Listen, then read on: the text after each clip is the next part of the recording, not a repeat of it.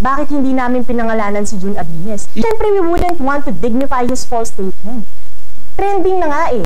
Mukhang nakatikim po ng malaking grasya itong si Asek dahil alam niya na mali ang kanyang pinaglalaban.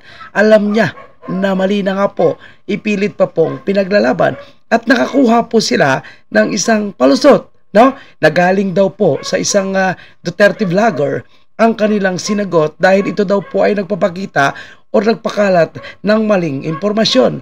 Pero bakit nung ito ay kanilang sinagot, hindi man lang nila pinangalanan? Ngayong inaaway na po sila ng mga Duterte supporters dahil lumalabas na Duterte po ang kanilang binabanatan at sinasabing nagpapakalat daw po ng fake news dahil si PRRD lang naman at si Congressman Onghab ang unang nagpalabas ng impormasyon patungkol po sa blankong bicameral report na niratify ng both Congress from House of Representatives at ng Senado. Ngayong binanatan po sila, niresbakan po sila ng lahat ng mga matitino at mga Duterte supporters, abay nagpalusot. Sinagot lang daw po nila ang fake na allegation about sa GAA. Tandaan natin mga kababayan, hindi po GAA ang kini-question ni PRRD, ni Congressman Onghab natin at ni Atty. Vic Rodriguez.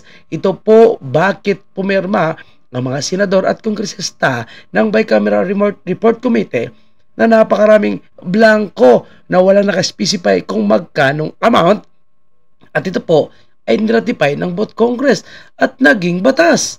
Oy, alam mo, Asik, God is hope, huwag ka nang magpalusot dahil galit na ang taong bayan at hindi nyo po yan kayang pigilan. Sige, mag-explain kayo. Tignan natin kung makalusot kayo at kung papakinggan po kayo ng mga kababayan natin.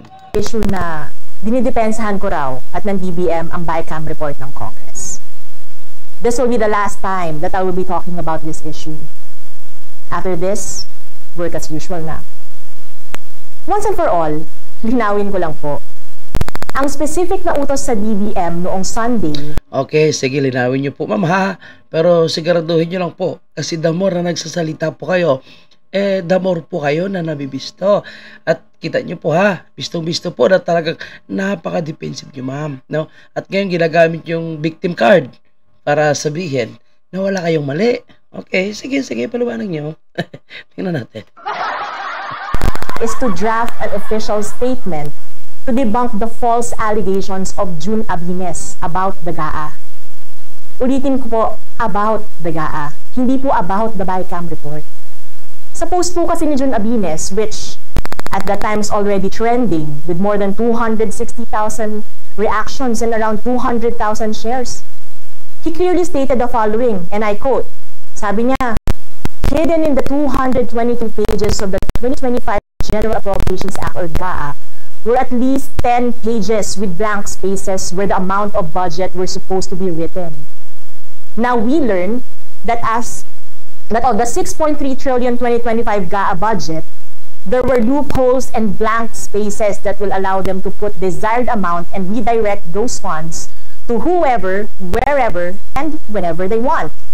So in short, sinasabi po niya na robbery in broad daylight kasi daw, pwede naming lagyan yung mga blankong items ng kahit anong amount na gusto namin. Siyempre, that's alarming. As DBM, alam naming walang katotohanan yun.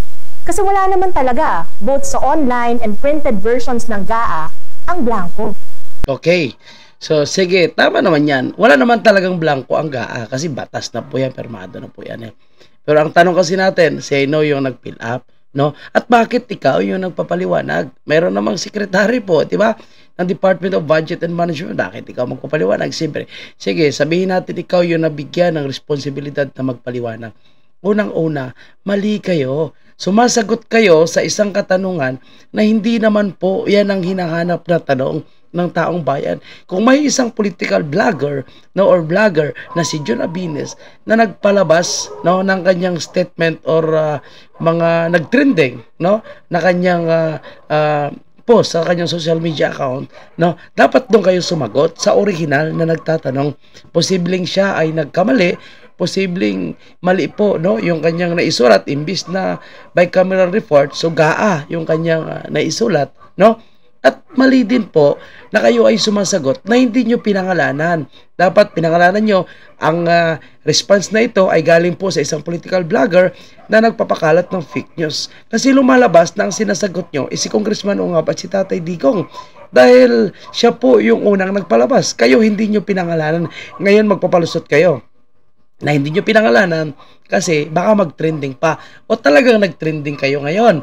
Dahil yun kasi ang inyong banat eh. Gusto nyong ilihis ang issue. So gusto nyong palabasin na GAA yung kini-question ni Tatay Digong para ang lumabas ay mapapahiya, no? Itong si Tatay Digong at si Congressman Ungab at sasabihin na fake news. Which is, yan po ang naging sagot din ni Marcos Sr. Nice lie, ang dating presidente ay sinungaling. Ganon din si Bersamen. Ngayon, tingnan nyo, no? Nag-bounce back sa inyo. Ngayon, nagmamalinis po kayo. No, wala namang problema. Kasi kami po, marunong naman kami magtingin. Marunong naman po tayo, no? At titingnan kung fake news ba o hindi yung mga pinopos. So, kung fake news siya, siyempre hindi natin yan napapaniwalaan. Pero kayo, mali din ang inyong sinagot. Ayaw nyo po magpangalan kasi takot kayo mag-trending. Tingnan nyo, kayo ngayon ang trending. Nung binalikan kayo ng taong bayan, no? Dahil sinasabi niyong fake news. Ngayon, sabihin nyo, apektado na kami, pating pamilya ko, Julol. That's fake news. So we had to make a statement. We needed to protect the integrity of the GAA. We needed to state the truth. So ang statement po ng DBM, tapos na yan, gabi pa lang po ng Sunday. But of course, we had to seek guidance kung kailan namin ilalabas. Sunday late night na po yun eh, so wala na rin makakabasa. And then the morning after, we were told to release the statement around lunchtime. So, inaatake nila ako at ang DBM kasi daw pinagtatanggol namin ng BICAM report. At inaatake daw namin si FPRRD. Hello? Hello? Di yun naman talaga yung target nyo eh.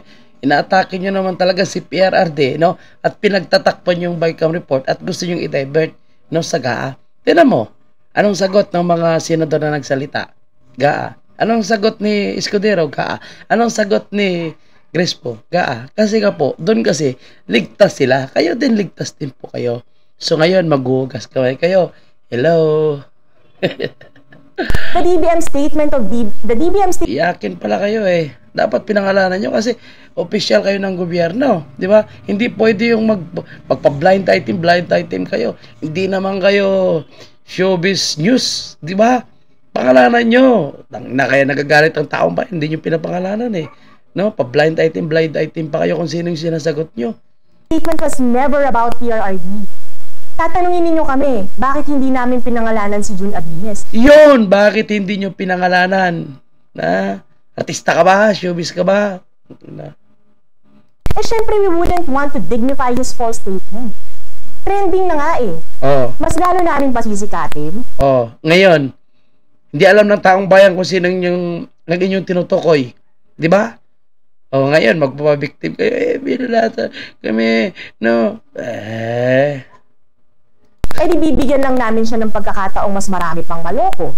At ito pa po, bakit ipinagpipilitan ng iba na pinagtatanggol namin yung BICAM report?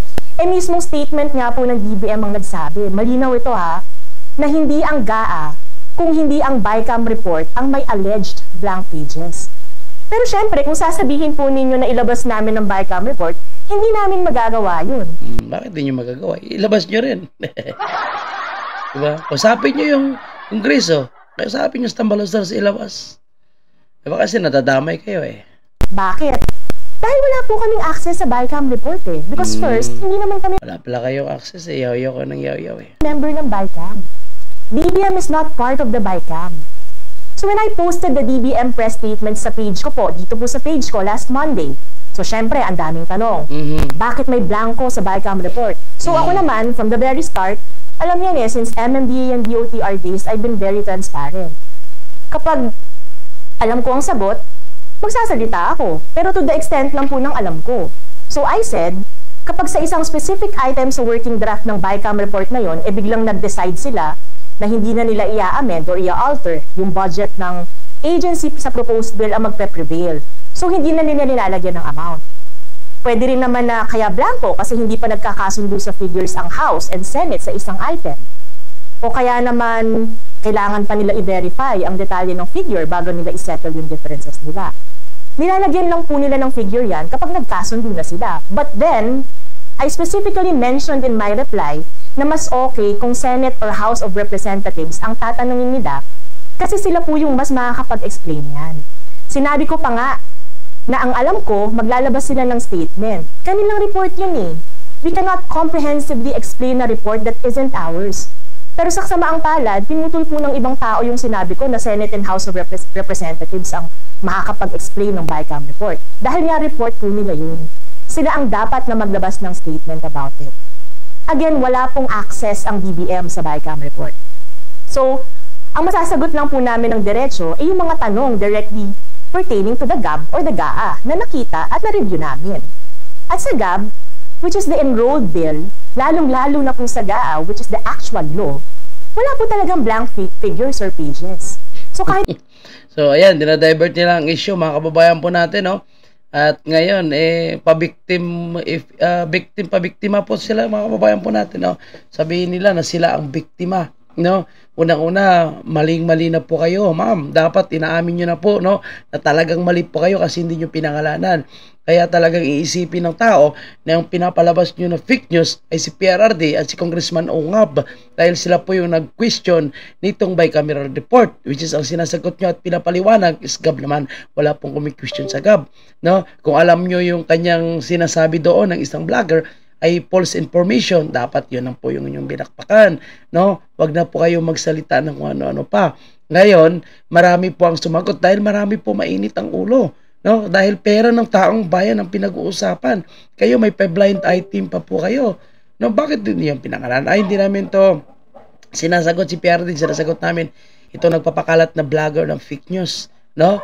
'Di ba? Kasi nagtrending din sa media na ang mga sinasabi nyo, no, kayo ni Bersamin, ni Bongbong, na fake news si Tatay Digong, which is mali kasi ang inyong sinagot. GAA kasi ang inyong sinasagot. Ang kini-question is bicameral report. Tayo kababaw. Alam niyo po, ang tatay ko pabalik-balik po sa ospital since October last year. Diba? Due to cancer, stage 3. Wala na. So, ayan po ha, pabiktim na po siya ngayon. May cancer ang tatay niya. May nagchat-chat daw po sa pamilya niya. Apektado na daw po ang buong pamilya niya kasi may mga nagsisend ng personal messages. So actually, kung hindi kayo sana nakisawsaw, kung hindi kayo nakialam yun, total, hindi naman pala kayo ang dapat sumagot, Senado naman pala at House of Representatives ang dapat sumagot, kayo yung sumagot. So talagang kayo ang bubuntungan ng galit ng taong bayan. Diba? Iisang tao lang ang sinasabi nyo na nagkamali po siya na kanyang post at nagpapakalat ng fake news. Dapat yun na lang ang inyong minensyon. Ang problema nyo, hindi kayo nag-mention. Ngayon, magmamalinis kayo, huli na po ang lahat dahil alam na ng taong bayan na pinagtatakpan nyo po ang bicameral report dahil malay namin, kayo po ay nakatanggap din ng mga generous allowance. Okay, so mga kababayan po natin, yan po yung aking personal na opinion. Kayo na pong bahala maghusga dito kay Asik Goddess Hope. Kung ano po ang inyong husga sa babaeng ito. Maraming salamat po mga kababayan po natin. Thank you. God bless.